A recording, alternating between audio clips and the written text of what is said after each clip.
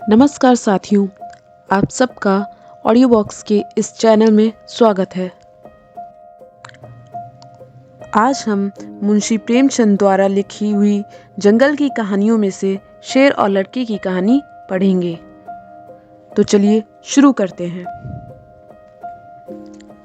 आप सबने शेर का नाम तो सुना ही होगा, शायद उसकी तस्वीर भी देखी हो और उसका हाल भी पढ़ा हो। शेर अक्सर जंगलों और कछारों में रहता है। कभी कभी वह उन जंगलों के आसपास के गांवों में आता है और आदमी और जानवरों को उठा ले जाता है। कभी कभी उन जानवरों को मारकर खा जाता है और जो जंगलों में चरने जाया करते हैं उन्हें भी खा जाता है। थोड़े दिनों की बात है, एक गडरिये का लड़का गाय बैलों को लेकर जंगल में गया और उन्हें जंगल में छोड़कर अपने आप एक झरने के किनारे मछलियों का शिकार खेलने लगा। जब शाम होने को आई तो उसने अपने जानवरों को इकट्ठा किया, मगर एक गाय का पता न था। उसने इधर उधर दौड़ धूप की, मगर गाय का पता न चला। बेचारा बहुत घबराया। मालिक अब मुझे जिंदा ना छोड़ेंगे। उस वक्त ढूंढने का मौका न था, क्योंकि जानवर भी फिर इधर उधर चले जाते। इसलिए वह उन्हें लेकर घर लौटा और उन्हें बाड़े में बांधकर बिना किसी को बताए, बिना किसी को कुछ कहे, गाय की तलाश में निकल पड़ा। उस छोटे लड़के की यह हिम्मत देखो। अंधेरा हो रहा है, चारों तरफ सन्नाटा छाया हुआ है, जंगल भाए भाए कर रहा है, गीदड़ों का होवाना सुनाई दे रहा है, पर वह बेखौफ जंगल में बढ़ा चला जा रहा है। कुछ देर तक तो वह गाय को ढूंढता रहा, लेकिन जब और अंधेरा हो गया तो उससे उस लड़के को डर मालूम होने लगा। जंगल में अच्छे अच्छे आदमी भी डर जाते हैं, उस छोटे से बच्चे का कहना ही क्या। मगर जाए तो कहाँ जाए। जब कुछ न सूझा तो वह एक पेड़ पर चढ़ गया और उसी पर रात काटने की ठान ली। उसने पक्का इरादा कर लिया था कि बगैर गाय को ढूंढे घर ना लौटेगा। दिन भर थका मांदा तो था ही, उसे नींद भी जल्दी आ गई। नींद ना चारपाई देखती है ना बिछावन। अचानक पेड़ इतनी जोर से हिलने लगा कि उसकी नींद खुल गई। वह गिरते गिरते बच गया। सोचने लगा, पेड़ कौन हिला रहा है। आंखें मलकर नीचे की तरफ देखा तो उसके रोए खड़े हो गए। एक शेर पेड़ के नीचे खड़ा उसकी तरफ ललचाई आंखों से ताक रहा था। उसकी जान सूख गई। वह दोनों हाथों से डाल पे चिपट गया। नींद भाग गई। कई घंटे गुजर गए, पर शेर वहां से जरा भी ना हिला। वह बार बार गुर्राता और उछल उछल कर लड़के को पकड़ने की कोशिश करता। कभी कभी तो वह इतने नजदीक आ जाता कि लड़का जोर से चिल्ला उठता। रात ज्यों-ज्यों करके कटी, सवेरा हुआ।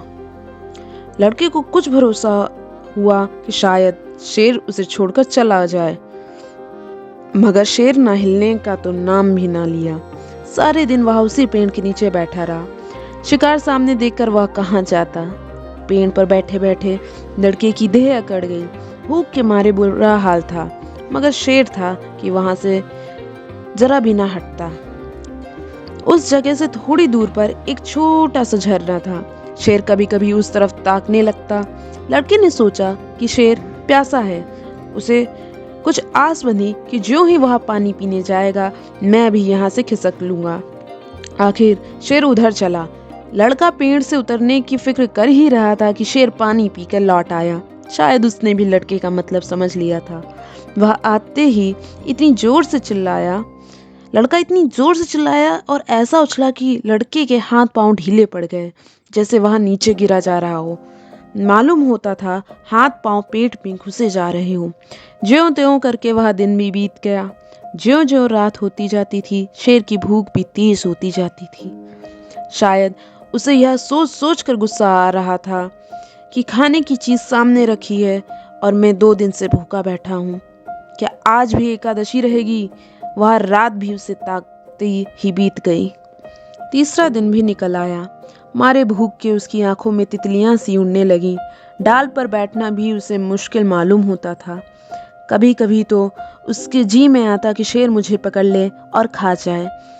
उसने हाथ जोड़कर ईश्वर से विनय की, भगवान, क्या तुम मुझ गरीब पर दया न करोगे?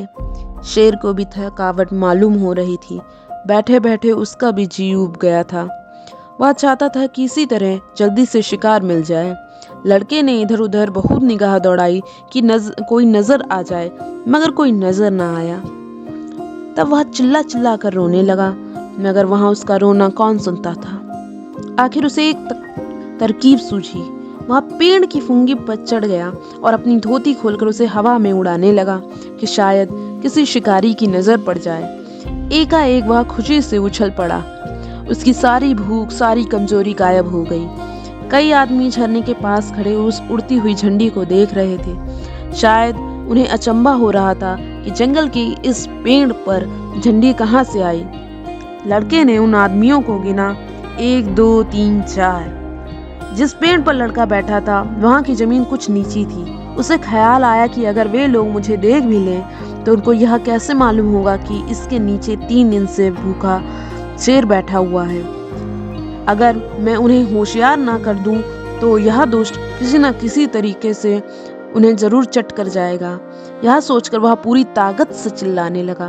उसकी आवाज सुनते ही वे लोग रुक गए और अपनी अपनी बंदूकें संभाल कर उसकी तरफ ताकने लगे। लड़के ने चिल्लाकर कहा, होशियार रहो, होशियार रहो। इस पेड़ के नीचे एक शेर बैठा हुआ है। शेर का नाम सुनते ही वो लोग संभल गए। झटपट बंदूकों में गोलियां भरी और चौकन्ने होकर आगे बढ़ने लगे।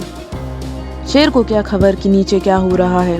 वह तो अपने शिकार की ताक में घात लगाए बैठा था। यकायक पैरों की आहट पाते ही वह चौंक उठा और उन चारों आदमियों को एक टोले की आड़ में देखा।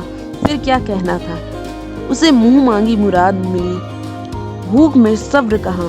वह इतनी जोर से गरजा कि सारा जंगल हिल गया और उन आदमियों की तरफ जोर से जस्त मारी, मगर वे लोग पहले से ही तैयार थे। चारों ने एक साथ गोलियां चलाई। दन दन दन दन आवाज हुई। चिड़िया पेड़ों से उड़ उड़ कर भागने लगी।